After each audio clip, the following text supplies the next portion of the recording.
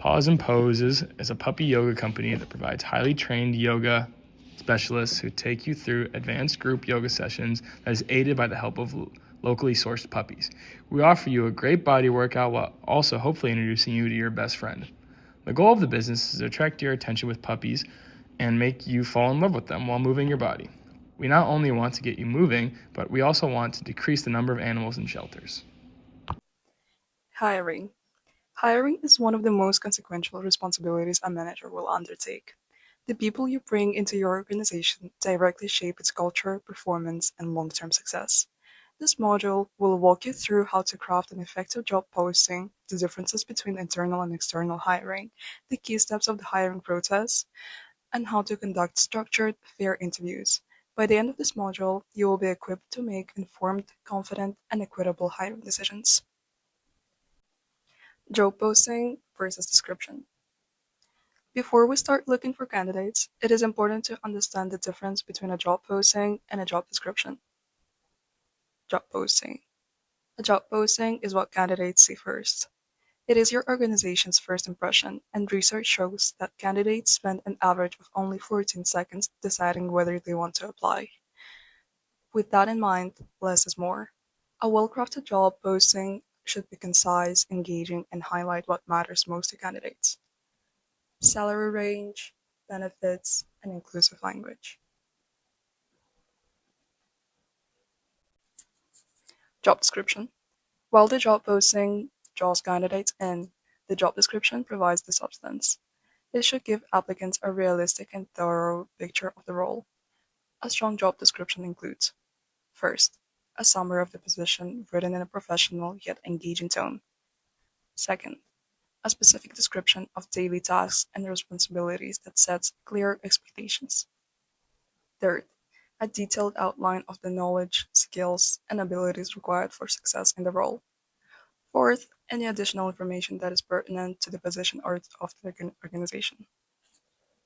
I'm so qualified and I have so many qualifications and I don't know. Exactly. That's why I chose you and not the guy outside. Okay. Because you're internal. That's knocking on the door. Yep. I don't hear anything. Internal versus external hiring. Once you have identified a need to fill a position, one of the first decisions you must make is whether to hire internally or look externally. Both approaches have merit, and understanding today trade-offs will help you make more strategic choice. Internal hiring. Internal hiring involves promoting or transferring a current employee into a new role. This approach offers several distinct advantages. First, a lower cost compared to sourcing and onboarding on outside candidates. Second, fast adaptation as the employee already understands the organization's culture and processes. Third, higher rates of success and role commitment. Fourth, increased loyalty engagement among the broader employee base as it signals the growth opportunities exist within the organization. External hiring. External hiring brings in candidates from outside the organization. While this can introduce fresh perspective and specialized expertise, it also comes with trade-offs. First, external hires typically take longer to adapt to the role and the organizational culture. Second, the overall cost is higher, accounting for equipment, onboarding, and the learning curve.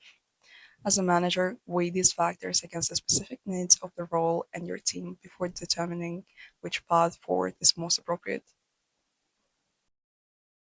The hiring process. A structured hiring process is essential to identifying the right candidate fairly and consistently. The following steps represent the key components of an effective hiring process. Cognitive ability tests. These assessments evaluate general reasoning and problem solving ability, similar to an IQ assessment. They can be useful for roles that require complex thinking or rapid learning. Physical assessments. In certain industries, a physical assessment may be required to confirm a candidate can safely perform the essential functions of the role. This must be administered carefully and in compliance with relevant employment law. They should only be used when directly related to the job's physical demands. Integrity tests. These assessments evaluate a candidate's honesty, dependability, and ethical judgment. They can provide useful insight, particularly for roles involving trust, confidentiality, or financial responsibility. For examples, asking candidates to complete a task or project that reflects the actual work they would perform in their role is one of the most predictive assessments of future job performance. Structured interviews. A structured interview uses a standardized set of questions asked in the same order of every candidate, evaluated using a consistent scoring rubric. This approach significantly reduces bias and improves the reliability of your hiring decision. Unstructured interviews. Unstructured interviews are more conversational in nature and allow for flexibility in the discussion. While they can surface information that structured interview may not, they are more susceptible to unconscious bias and should be used in combination with more objective assessments. Conducting effective interviews. The interview is your most direct opportunity to assess candidates' fit for the role and your organization. The following principles will help you conduct interviews that are professional, fair, and informative. Preparation. First, prepare clear introductions and conclusions for each interview to create a consistent and welcoming experience for every candidate.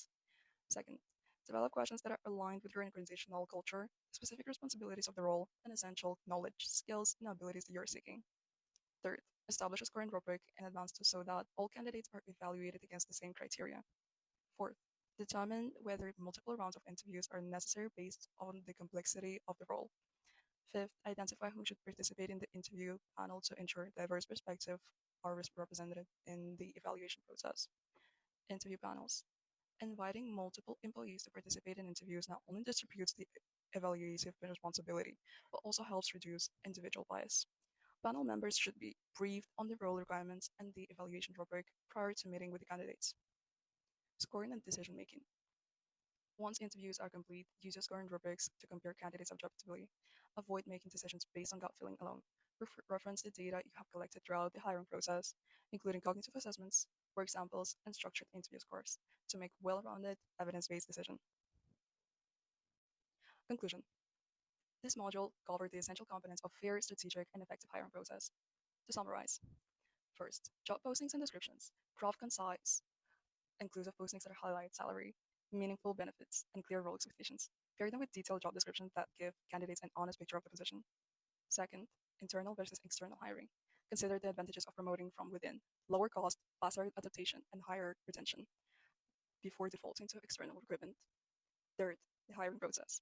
Use a combination of assessments, cognitive tests, work samples, and integrative evaluations to build up a comprehensive picture of each candidate. Fourth, effective interviews. Prepare thoroughly, use structured formats with scoring rubrics, and leverage interview panels to ensure consistency and reduce bias. Hiring well is the foundation of building a strong team. The decisions you make is the process will have a lasting impact on your organization's culture, performance, and people. Approach each hire with intention, structure, and equity.